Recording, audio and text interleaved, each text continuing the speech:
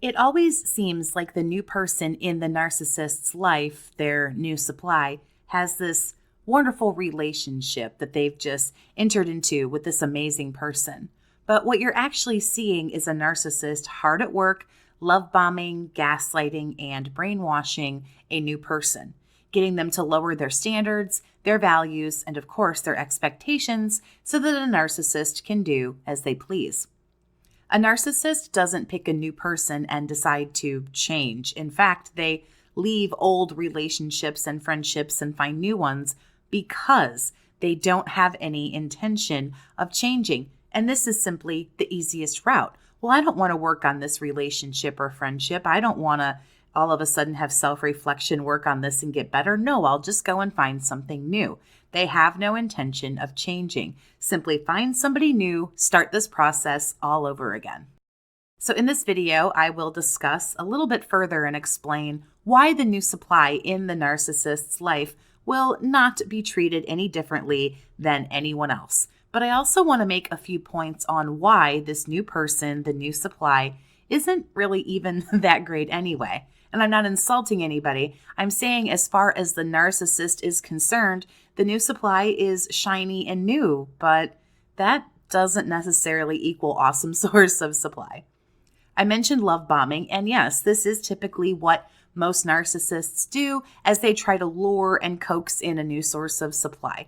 They become the savior, the hero, they look great on paper. They tell sob stories of a terrible past, stories filled with bad relationships and unavailable friends, terrible family that just couldn't cut the mustard. All sources that a narcissist chooses gets love bombed. And as we know, not all of us are created equal. So different folks will get different kinds of love bombing, different variants of love bombing, but it's up to the narcissist to sort out what kind of love bombing and how strong the love bombing is for each individual person. It's kind of like the love language thing that we've all heard about. For some people, they need acts of service, someone to help us do things. For other people, it's gifts or kind words, time, attention, and so on. And the narcissist figures out very quickly what you need. They also figure out how little they actually need to give you in order for you to do what they want. And this is typically how we're sucked in with love bombing. And this happens with the new supply as well. But this is why you'll see different tricks and tactics employed by the narcissist. Maybe they take a trip, but the two of you never did that. Maybe you got the trip, but the new supply gets a different form of love bombing. Whatever it is, whatever happens to you or to the new person when they're being love bombed, it's all essentially done to lower inhibitions and suck the new person in all the same. It's all the same. It doesn't really matter. When we see a narcissist on the clock, hardworking and love bombing away, it's easy for a lot of people, I feel, to look at that and go, wow, look what this person is getting that I didn't. Look how they're being treated. Wow, this is amazing what this new person is getting. And that's where I have to come in with the possibly a little too harsh, but I don't care. Well, duh, they're getting love bombed. You got love bombed. I did. We all did in some way, shape, or form. And we were over the moon on cloud 9 about it, of course. However, it's not called the narcissistic cycle of abuse for no reason. It is just that, a cycle. And after love bombing comes the next step, and it will always happen, devaluing. Just like us, the newbie is only new for a certain amount of time. And that's normally about 3 to 6 months, sometimes less, sometimes a little bit more, but 3 to 6 months is a pretty good mark to kind of set it at. Just as the whole honeymoon phase is wearing off and folks are settling into a more mature, adult, committed relationship. This is when the narcissist becomes bored. They've learned about this person, wooed them, chased them, been chased, slept with them, got what they wanted. And it's kind of like a 5-year-old looking at a pile of toys for their birthday. Okay, yeah, this one's great, but it's been a whole 30 seconds. Where's my next present? They're ready for something new. But what happens? What happens when the honeymoon is over and the love bombing fades? Why does it fade? Well, again, the narcissist gets bored really quickly. That's something to keep in mind. And on top of that, they constantly want something new. They want the torrid love affairs, and it's sneaky and dramatic, chaotic, exciting, and all of that. They love fighting, and we know how all that goes. Once we move from love bombing and get into devaluing, it's also because the new supply isn't anymore what the narcissist wanted. They thought it was at the time, but narcissists, as we know, become very quickly not only bored, but very disenchanted with people because no one is perfect and they were expecting this new source to be perfect. Maybe they appeared to be perfect at the beginning of the relationship because narcs go too far too fast and don't get to know a person very well. The new supply will fail with a narcissist. Nobody can meet the high expectations a narcissist has day in and day out consecutively for the rest of ever. It is an absolute impossibility. So now the new supply isn't meeting expectations. They probably have expectations of their own for the narcissist that the narcissist is purely uninterested in. The narc is bored, and yeah, poof, here we are. It's all downhill from here for the new supply. Think about what happened with you. How did you go from golden to garbage? When did the fairy tale turn into an absolute nightmare? The way that it went with you is probably a very similar way that it will go with the new source of supply. If you'd like to talk privately about what you're going through with a narcissist, have someone to vent to, get some help and support from a fellow survivor who understands, you can send an email to bookachatwithjess@gmail.com to set up one-on-one chat sessions with me. So our value and the value of the new supply gets lower over time. And after a few months or so, we're just flat out not as desirable to the narcissist as we were before. No different with the new supply. This is when the narcissist and the new supply make that transition into devaluing. Once all that fluffy bunny garbage is over, the narcissist devalues. They have to. They're not getting that primo supply, that love bombing. So they need to get their kicks, their attention, their ego boost, and their supply a different way. Narcissists are also obsessed with power and control. If and when they feel like they're losing power and control from this person, the devaluing will actually worsen. A narcissist needs to make their new supply and every other source of supply feel confused, trapped, as though they can't do better, that they are in fact the problem. They're not doing enough. They're not good enough. Affairs are going to start to happen within the relationship, physical and or emotional. New supply is always being sought after in the devaluing stage.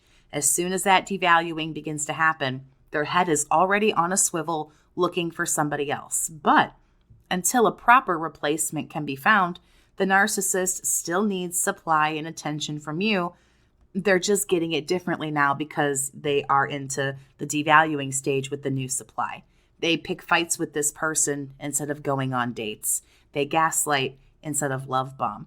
But ultimately, devaluing fails.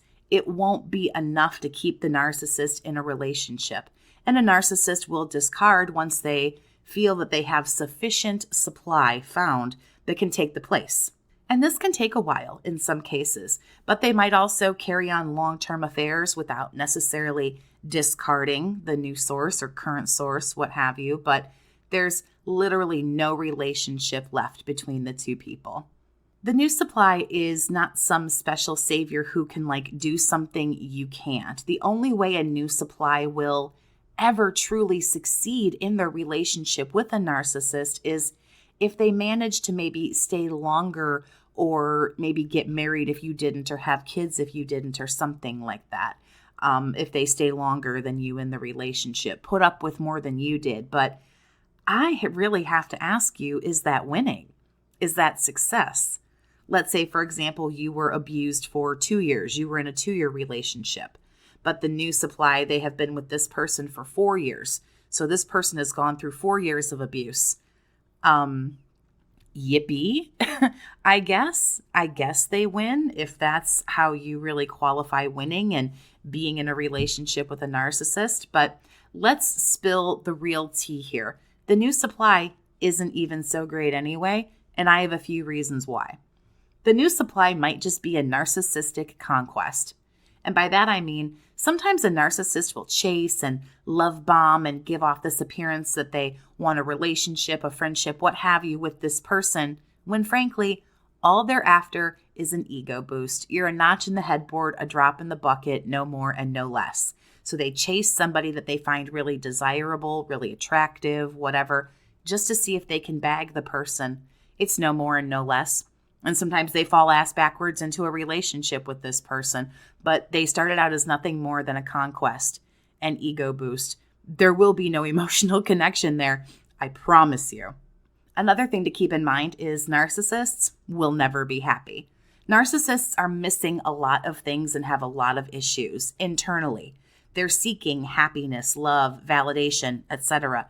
externally from other people, all their little sources in that hierarchy that is their harem of supply.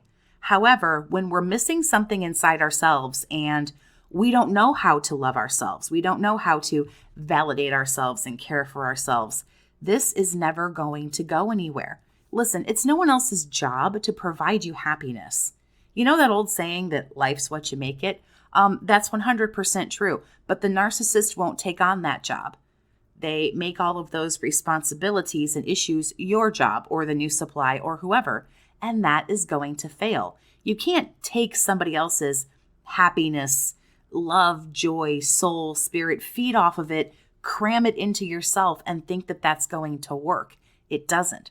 Narcissists are miserable, unhappy little creatures. And we can see this very clear and transparently, I might add, in how they behave.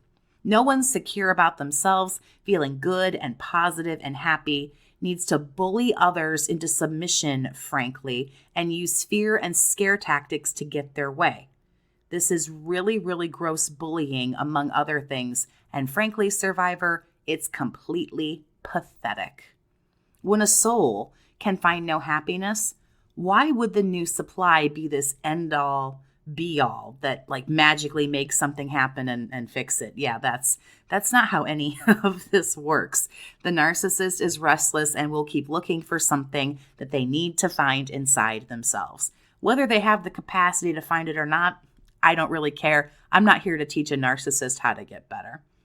Another reason the new supply isn't hot shit is frankly because the narcissist has possibly just made a scramble pick. A scramble pick is what I call the person who the narc runs out real quick and holds on to for dear life when no good or desirable source can be found. However, the narcissist more than likely won't let on that, this person is kind of like the last resort. So you might be sitting there and upset and jealous and heartbroken over a person who the narc isn't even thrilled with anyway. And again, there's no emotional connection here. It's, hey, I don't want to be alone. Hey, I want to shove the fact I'm in a new relationship in somebody else's face. I want them to feel bad. I'm just here because I need attention. There's no real connection with this new person. Unfortunately, the new supply just doesn't know that yet. If the narc does seem thrilled with this new person, I mean, frankly, just give it 6 months and then wish you could be a fly on the wall because you'll never truly know what's going on behind closed doors. Except you will because you've been behind closed doors with them. So you probably know how this is going to go. And this is what happens to the new supply in the end. More than likely, at least 90% of what happened to you is going to happen to the new supply and the one after that, just like the one before you and the one after that and the one before you. This is a disorder. People with disorders pretty much do the same thing. And I always relate this to hoarding disorder. Well, hoarders, frankly, they hoard. But some hoard trash and garbage and some hoard antiques and treasures. But they all hoard. It's a disorder. They do the same general types of things, just slightly differently than others because no two people are the same. This is a cycle, the narcissistic cycle. And cycles kind of, they cycle. This is what's always going to happen. Love bomb, devalue, discard, and subsequent hoover over and over and over again. Thanks so much for listening. Please subscribe for more videos on narcissistic abuse awareness, education, and of course, support. Have a great day, survivor, and take care of yourself.